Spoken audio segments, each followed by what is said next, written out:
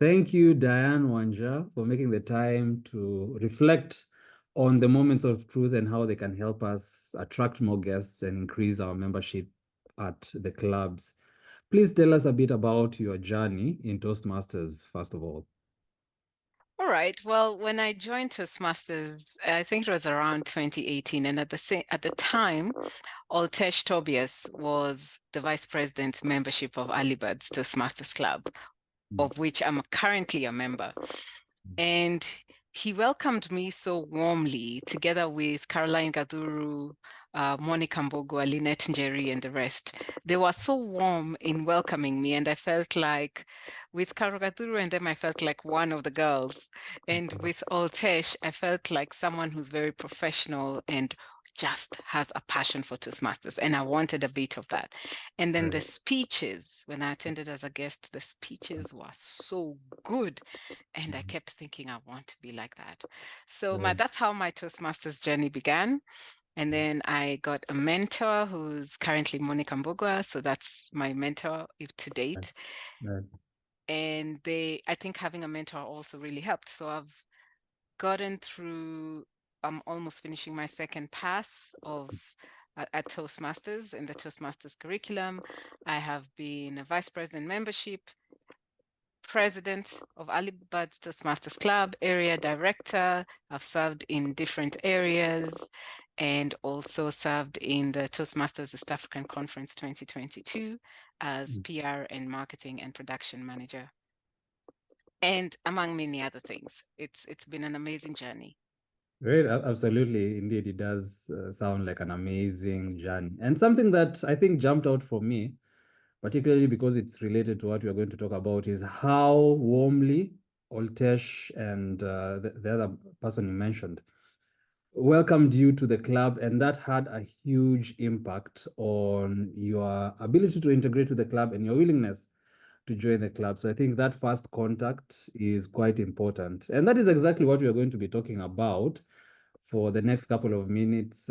First impressions, the moments of truth or first impressions. We're going to go through 6 things that make up these moments of truth, and you just tell us your thoughts about how we can implement them at the clubs.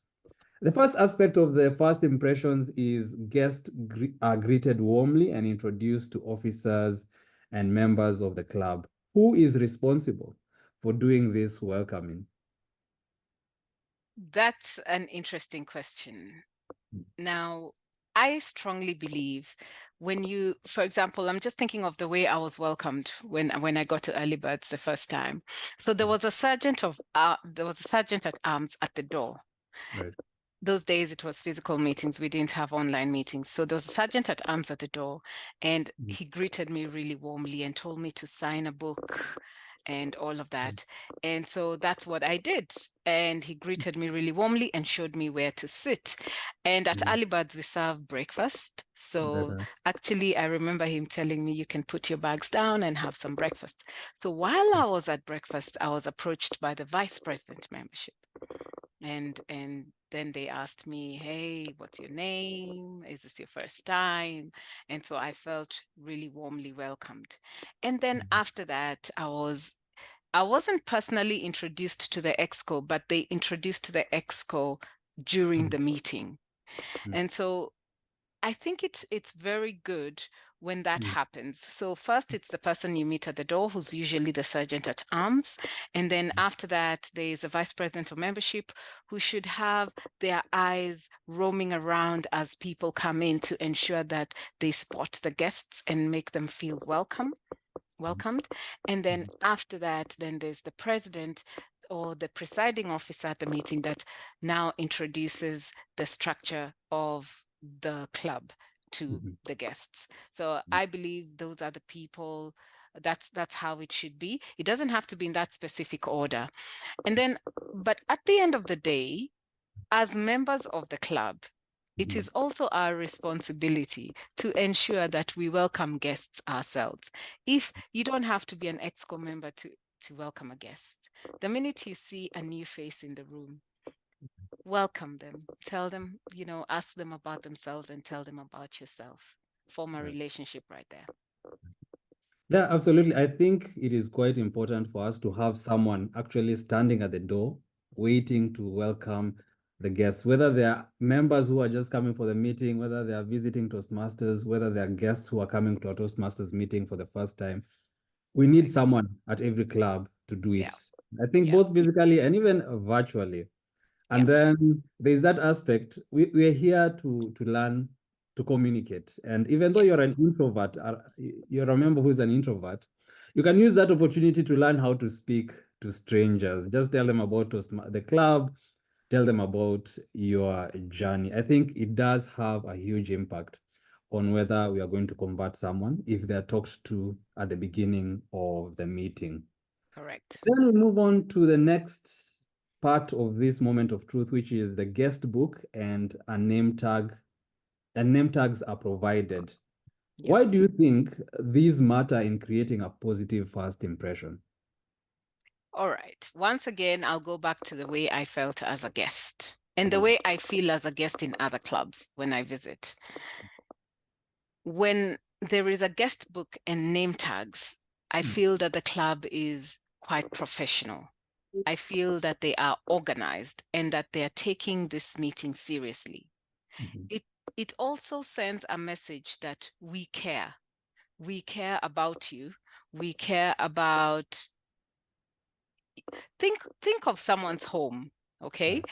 Uh, if your home is always look, I'm not against anyone with a disorganized home, but I'm just thinking if I go into someone's room or someone's home and the place is so disorganized and dirty and nobody knows what's what and what's where, I feel like, do these guys really care about this house? Do they really care about the way they live? Mhm, So it's the same thing with a club. right. It shows professionalism, it Mhm, shows organization, and it sends a message that we care. We right. care about this room, we care about this meeting, we care about you. Right, right. Yeah, particularly I think the name card, it shows that we actually want to know who you are Yes, rather than you being an anonymous guest at our meeting. And I think this relates to correct. the third aspect of this moment of truth, which is a professionally arranged meeting room. We want a room where people, it shows that these people care about what they are doing. Maybe you can tell me about what is the most professionally arranged meeting you have ever seen, whether in Toastmasters or outside. Let me tell you, that's such a difficult question because it depends on the culture of the club. Right, Okay. right. So, my favorite one so far for meetings, for specifically Toastmasters meetings, not socials, not Toastmasters meetings. My favorite one is the boardroom style, where Right. we all sit around a table. If the Mhm. table is big enough to house everybody, that's great. But the Right, boardroom style works because you have a place to write on. That's right. the first thing. You can, we write a lot at Toastmasters. You have lessons that you're taking, there are notes, you're voting, whatever notes you want to write, you have somewhere to write. Mhm. And then it also makes us look quite professional. Right, Right, that's the second thing. Third, it gives us eye contact with each other. When you're sitting opposite me, or when you're sitting at an angle where I can see your reaction, your facial expression to what is being said in front, right, it sometimes you even exchange eye contact with someone. If we are meant to laugh, if I see someone laughing, I'll also laugh. And if I see someone giving an encouraging look to the speaker, I will do the same. And so it creates an environment where there is audience engagement with each other and with the person that is speaking in front there. right, It also gives a feeling of closeness, like we are together. right. While whereas classroom style, I Mhm. cannot see the person in front. I cannot see the face of the person in front of me. I can not interact Right, actively with the person in front of me, neither with the person behind me. I can only interact with the person beside me. But the right. boardroom style of sitting really gives room for a bit of interaction, yeah, a bit of winking at each other and laughing. Early birds is crazy. We do all those kinds of things. And you do it at 6 a.m. in the morning, which is Yes, even more. yes. We Yeah. need to encourage each other with eye contact. Yeah, so I think the takeaway from there is you need to think about what exactly you're trying to achieve with the way Yes, that you are arranging your meeting. The goal is to maximize the interactions that people are going to be to have, yeah, and also for it to be convenient for the different things that need to happen during the meeting. right. Then another aspect is a convenient meeting location. What do you mean by a convenient meeting location? All right. Now, for me, a convenient meeting location is one where people can get to easily and also leave easily without having to travel very long periods. And this is the reason we look for clubs to attend near where we work or where we live, so that it doesn't take so long to get there. You can imagine sitting in public transport or in your car for 2 hours trying to get to a Toastmasters meeting and 2 hours trying to get back to where you need to be. It is tiring. It's not a job where you're getting paid that you have to travel for 2 hours. Right, This right, is for some of us, it's a hobby and right, as well as a self-improvement tool. And so it doesn't make sense to sit mhm, on the road for so long trying to get to where you need to be. So right, right. for a convenient location is a place where I can get to easily and where I can leave easily to go to the next place I need to be. Yeah, absolutely, absolutely. Sometimes it doesn't come, you're not able to identify that location quite easily. It takes a long time Yeah. for your club officers to keep searching for the best place where you could meet. However, it is important to always keep in mind how easy it is for people to get to your meetings. And I think also the aspect of how easy is it to find the place once they get there, because sometimes it's easy to get to a point and then you don't know exactly where these Toastmasters are meeting. So having some kind of sign that you put up Yes. that you can take down after the meeting to show people where to go might be quite helpful in making it Yes. convenient.